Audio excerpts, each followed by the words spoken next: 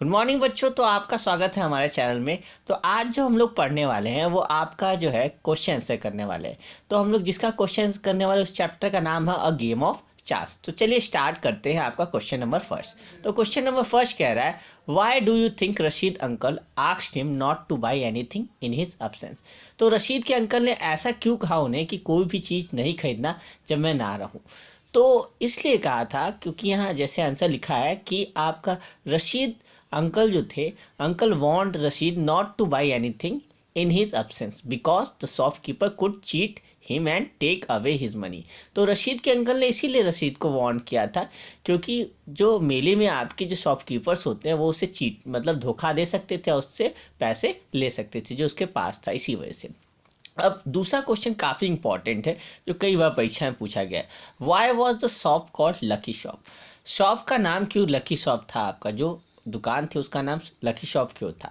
तो the shop was name lucky shop so as to tempt the people to try their luck and win prize. तो shop का नाम lucky shop इसलिए रखा गया था क्योंकि वहाँ लोग अपने लक को क्या करते थे, ट्राई करते थे और प्राइज जीतते थे आपका, इसीलिए इसका नाम लकी शॉप रखा गया था आपका। तीसरा क्वेश्चन है आपका, an old man won a clock and sold it back to the shopkeeper, how much money did he make. तो एक ओल्ड इंसान ने आपका क्लॉक जीता, उसे वापस दुकानदार को भेजा तो उसे कितने पैसे वो मिले आपके। The old man made 15 rupees by selling clock back to the shopkeeper. तो ओल्ड मैन ने 15 रुपये आपके क्या कमाए आपके जब वो वापस दुकानदार को उस घड़ी को बेचा। तो how many prizes did the boy win, what were they. तो कितने प्राइज आपके जीता जो था वो लड़का जो था और वो क्या क्या थे। तो the boy won 4 prizes. Boy जो था वो 4 प्राइजेस जीता है, अ कॉम, एक कंघी, a fountain pen, a wrist watch and a table lamp. अब पांचवा क्वेश्चन है आपका, why was Rashid upset. Rashid क्यों दुखी था आपका। तो Rashid was upset because he thought he was unlucky at the game of chance. Rashid upset इसलिए था क्योंकि वह सोचा क्योंकि वह अनलकी था गेम ऑफ चांस में, क्योंकि जितनी बार वो क्या कहा था अपना लक आजमाया उतनी बार वो क्या किया, हार गया, इसीलिए इसीलिए वजह से वो अपसेट था आपका। छठवां question, in what way did the shopkeeper make a fool of Rashid. किस तरीके से शॉपकीपर ने रशीद को बेवकूफ़ बनाया आपका या मूर्ख बनाया। तो the shopkeeper give Rashid things of small value. Shopkeeper ने रशीद को उन चीज़ों को दिया जिसकी क्या वैल्यू, उसका दाम क्या था, कम था, जितना उसने पैसे खर्च किए उतने दाम के नहीं थे, उससे कम थे। He encourage the boy to try his luck again again. वह उस लड़के को मतलब रशीद को आपका बार बार लक आजमाने को कर रहा था।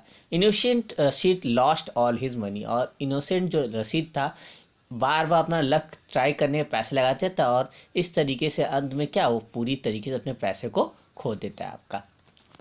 तो चलिए आगे चलते हैं। तो आगे आपका है working with the test. Test जो है आपका जो एक्सरसाइज का है वो हम लोग करते हैं। तो यहाँ क्वेश्चन है, complete the sentence from the memory choosing a phrase from those given in a bracket. तो यहाँ आपका एक तरह से फिलिंग द ब्लैंक्स करने को कहा है, आपका चैप्टर में से दिया है, कहा है कि dash was held at the time of Eid festival. Eid festival के टाइम पे क्या होता है आपका। तो आपका तो एक बिग शो होता है या एक बिग फेयर या एक बिग कंपटीशन। तो एक बिग फेयर बहुत बड़ा मेला लगता है आपका ईद के फेस्टिवल त्यौहार के दिन आपका। अब बोला tradesman came to the village with all kinds of goods. Tradesman मतलब व्यापारी किस लिए आते हैं आपके विलेज में, क्या करने के लिए, तो अपने चीज़ों को टू सेल, सेल मतलब बेचने के लिए आते हैं आपका। अगला क्वेश्चन दिया, uncle told me not to by while he was away. Uncle ने कहा था उसे क्या, नॉट टू बाई, कोई भी चीज़ नहीं खरीदने की, इसको रशीद को कहा था। The owner of the lucky shop was wanted everybody present. Owner जो था लकी शॉप का क्या चाहता था, लोगों से क्या प्रेजेंट करना चाहता था, टू ट्राई देयर लक। वो चाहता कि लोग आए और उसकी शॉप पे अपने लक को, भाग्य को क्या करे, ट्राई करे आपका, ठीक है, कोशिश करे कितना उनका भाग्य अच्छा है आपका। The first time I took a chance I got a bottle of. जब फर्स्ट टाइम वो चांस लेता है आपका रशीद तो उसे क्या मिलता है, तो 2 पेंसिल, 2 पेंसिल मिलती है आपकी। Uncle told the shopkeeper had made. तो अंकल ने क्या कहा कि शॉपकीपर ने उन्हें क्या बना, अ फूल ऑफ मी, मतलब वो उन्हें बेवकूफ़ बनाया। अब नेक्स्ट है आपका वर्किंग विथ लैंग्वेज आपका। तो द वर्ड गिवन, यहाँ पे कुछ वर्ड्स दिए गिवन में आपको भरने हैं आपके। तो पहला दे द टू टीम हैव। अब हैव लगा है तो ये प्रेजेंट परफेक्ट टेंस में आपका चला जाता है, इसीलिए यहाँ प्लेड लगेगा 3 में से। वो 3 मैचेस खेल चुके थे आपका। दूसरा जो है सेकेंड आपका, वो है the last day place was excellent. जो लास्ट डे का प्ले था, प्ले मतलब क्या है, नाटक से कहा जा रहा है, वो काफ़ी ज़्यादा एक्सीलेंट, बहुत ही अच्छा था आपका। नेक्स्ट बात करते हैं, सी हैज़ अ लवली फेस। उसका जो था, यहाँ फेस मतलब चेहरे की बात की, उसकी बहुत सुंदर चेहरा था आपका। अब यहाँ है India is facing a number of problem these days. और यहाँ फेसिंग का मतलब कि कोई चीज़ को हम फेस करते, सामना करना है यहाँ। तो इंडिया आजकल कई सारे नंबर ऑफ प्रॉब्लम्स फेस कर रहा है आपका।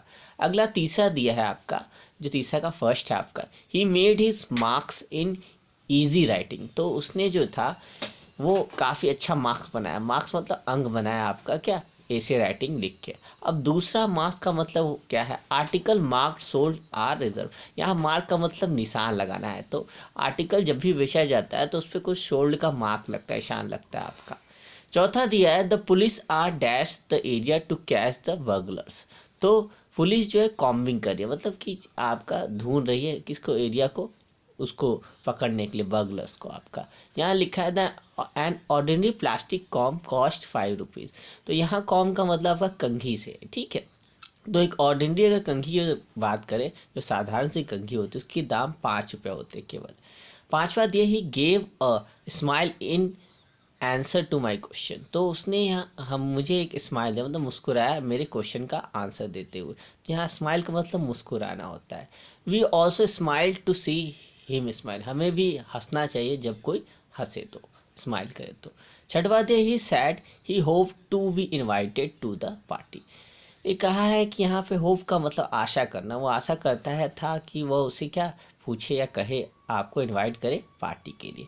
We gave up hope of his joining the party.